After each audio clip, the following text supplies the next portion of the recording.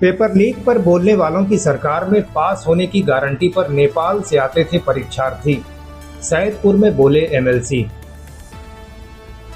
भाजपा ने बुधवार को प्रदेश व्यापी अभियान के तहत गाजीपुर जिले की सभी 7 विधानसभा क्षेत्रों में बूथ अध्यक्ष सम्मेलन आयोजित कर संगठन को बूथ स्तर पर और अधिक मजबूत बनाने का संदेश दिया।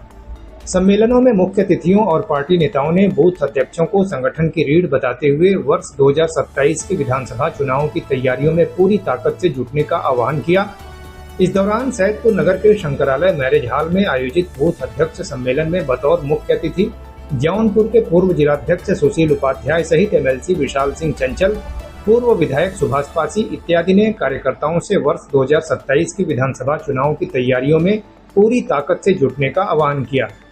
उन्होंने कहा कि लक्ष्य ऐसा होना चाहिए कि हर बूथ पर भाजपा प्रत्याशी की जीत सुनिश्चित हो और सैदपुर विधानसभा में पार्टी ऐतिहासिक विजय दर्ज करे। उन्होंने कहा कि जिस प्रकार भाजपा ने अन्य राज्यों में उल्लेखनीय सफलता हासिल की है, उसी तरह सैदपुर में भी संगठन की मजबूती के दम पर जीत का इतिहास रचा जा सके। उन्होंने बूथ अध्यक्षों को संबोधित करते हुए कहा कि क्षेत्र में जाने पर विपक्ष परीक्षा, भर्ती और पेपर लीक जैसे मुद्दे उठाएगा, इसलिए कार्यकर्ता तथ्यों के साथ जनता के बीच जाएं। कहा कि एक समय गाजीपुर की पहचान अपराध और शिक्षा माफिया, विशेषकर नकल माफिया के रूप में होती थी। परीक्षाओं में धांधली और भर्ती में भ्रष्टाचार आम बात थी तथा दूर दराज के राज्यों से लोग यहां नकल के भरोसे परीक्षा देने आते थे। उन्होंने दावा किया कि भाजपा सरकार बनने के बाद भर्ती प्रक्रियाओं में पारदर्शिता आई है और यदि कहीं कोई गड़बड़ी सामने आती है तो सरकार कार्रवाई करती है तथा भविष्य में ऐसी घटनाओं को रोकने के लिए लगातार प्रयास किए जा रहे हैं। कार्यकर्ताओं से उन्होंने कहा कि यदि विपक्ष भर्ती और परीक्षाओं को लेकर सवाल उठाए तो उन्हें पुराने हालात की जानकारी भी जनता को देनी चाहिए, जब नौकरी के नाम पर लोगों से धन उगाही होती थी और कई परिवार अपनी जमीन तक बेचने को मजबूर हो जाते थे। उन्होंने राम मंदिर के मुद्दे का उल्लेख करते हुए कहा कि लगभग 500 वर्षों की लंबी प्रतीक्षा के बाद अयोध्या में भगवान श्री राम का भव्य मंदिर बन सका है।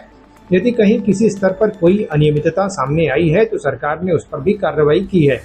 इसके बाद सभी बूथ अध्यक्षों से भाजपा की नीतियों, सरकार की उपलब्धियों और जन कल्याणकारी योजनाओं को घर घर तक पहुंचाने तथा संगठन को बूथ स्तर पर और अधिक मजबूत बनाने का आह्वान किया।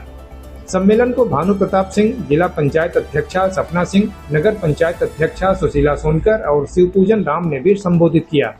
इस अवसर पर मार्कंडे चौहान, विजय यादव, दिलीप पांडे, अखिलेश कुशवाहा, आशु दुबे, संतोष भारद्वाज, सुधीर पाटिल इत्यादि मौजूद रहे। संचालन दया शंकर पांडे ने किया। देखिए, हमारे पूरे प्रदेश में आज बूथ सम्मेलन रहा है। हर जगह बूथों पे जो एक वक्ता के तौर पे पार्टी ने भेजा है।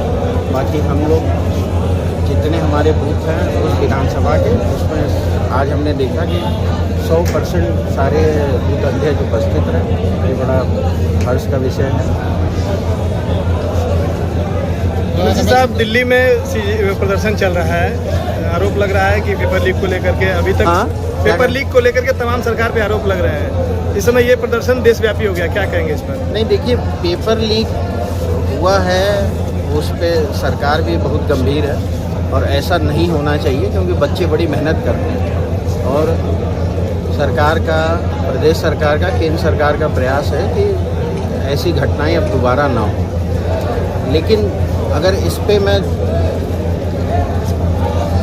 समाजवादी पार्टी के प्रदर्शन, जिस तरह से समाजवादी पार्टी प्रदर्शन कर रही है, हम सब गाजीपुर के रहने वाले हैं।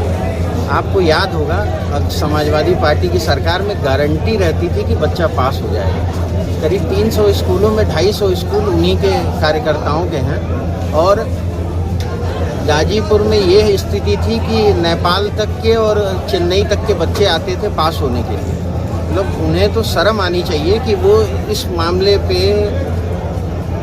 आज प्रोटेस्ट कर रहे हैं और ये पूरा जिला जानता है कि 2-2 कमरे रहते थे और यहाँ बच्चे परीक्षा देते थे। क्या परिस्थिति थी? आप सब भी गाजीपुर से पढ़े लिखे हैं, सब यहीं पत्रकार बने हैं, तो आप सब जान रहे होंगे। यही दुर्घटना हुई थी जिसमें कुछ बच्चे घायल हुए थे, जिसमें नेपाल के थे, उत्तराखंड के थे। तो इनकी तो वो स्थिति थी कि जब नौकरियां निकलती थी तो कैसे पूरा परिवार नौकरियों को बांटता था, कैसे पैसे लिए जाते थे, मतलब हम सब जानते हैं। आज भी आपको कुछ लेखपाल मिल जाएंगे जो सैफई टावा के गाजीपुर में नौकरी करते हैं।